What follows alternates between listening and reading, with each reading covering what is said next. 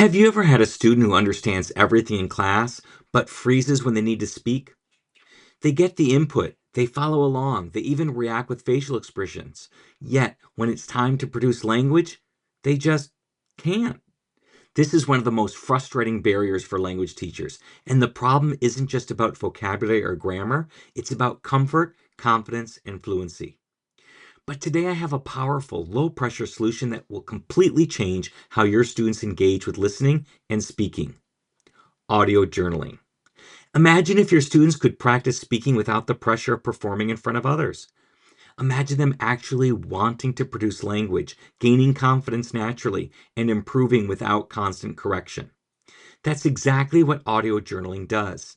And today, I'm going to show you how to implement it easily so your students can start seeing immediate progress in their spoken fluency.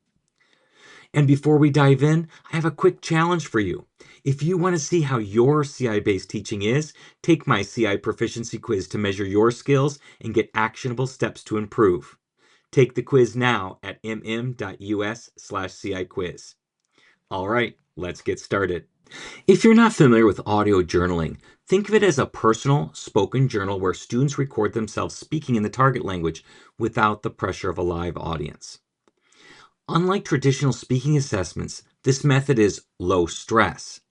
No more stage fright. Students can record and record without the fear of embarrassment. It's input driven. Students build fluency by hearing themselves speak, reinforcing their language skills. It's a growth tracker. Over time, students can listen to their own progress and recognize their improvement.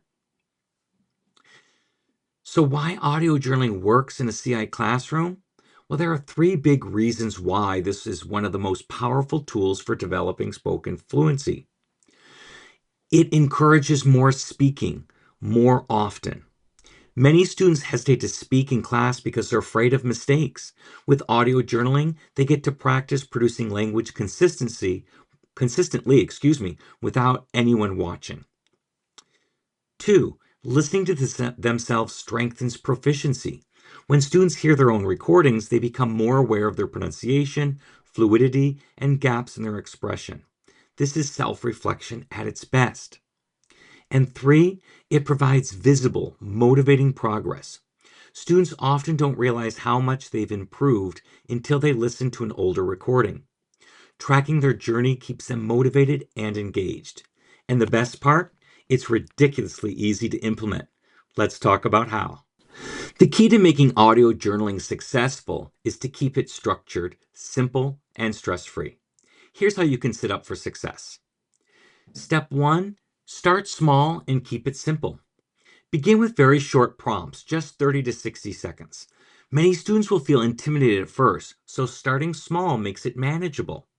Examples of beginner-friendly prompts could be: describe your weekend in 3 sentences. Talk about your favorite food and why you like it. Summarize today's class story in your own words. As students get more comfortable, you can gradually increase the length and complexity of their responses. Step 2, make it a routine. Consistency is key. Assigning one audio journal per week keeps students actively engaged with speaking practice. Here's a tech tip. Using apps like Vocaroo, Google Voice, or even voice notes in Google Classroom to make recording and submitting easy. And your quick win? Create a listening wall where students listen to each other's recordings and leave positive feedback. Step 3, keep it low stakes and encouraging. Focus on fluency, not accuracy. Too often, students fear speaking because they're afraid of making mistakes. Audio journaling is about progress, not perfection. Don't overcorrect every tiny mistake. Praise their effort and encourage natural expression. One of the best ways to keep students engaged is to show them their progress, which leads us to our next step: feedback. Audio journaling works best when students don't just record and forget. They need feedback and self-reflection to get better. Here are 3 ways to make that happen. Use peer listening and summarization. Have students listen to each other's recordings and write a short summary. This builds comprehension and encourages engagement with spoken language. Give encouraging and specific feedback. Less correction, more guidance. Instead of marking every grammar mistake, focus on one key area for improvement. Example could be, great job using the past tense. Next time, try adding transition words like entonces or después to make it flow better. Quick win, use a simple rubric that rewards effort, clarity, and expression rather than grammatical perfection. And 3, set personal growth goals. Each student should have a growth goal for their next recording.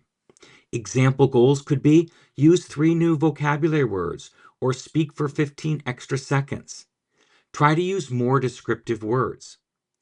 When students set their own goals, they make ownership of their progress, making their experience more meaningful. All right, let's recap. Audio journaling is one of the easiest, most effective ways to build students' speaking confidence without pressure. Start small, give short, engaging prompts. Make it routine. 1 journal per week keeps students engaged. Keep it low stakes, fluency over accuracy. And encourage reflection, peer listening, teacher feedback, and personal goals. Want more tips on assessing speaking proficiency? Check out my video, Master Speaking Assessments, Simple Tips for Success. Click the image on the screen. Question: have you tried audio journaling in your classroom? What are your favorite prompts? Drop a comment below and let's talk. And if you're serious about improving your CI teaching skills, take my CI Proficiency quiz now to see where you stand. Take the quiz here at mm.us/CI quiz. Thanks for watching, and as always, happy comprehensible input.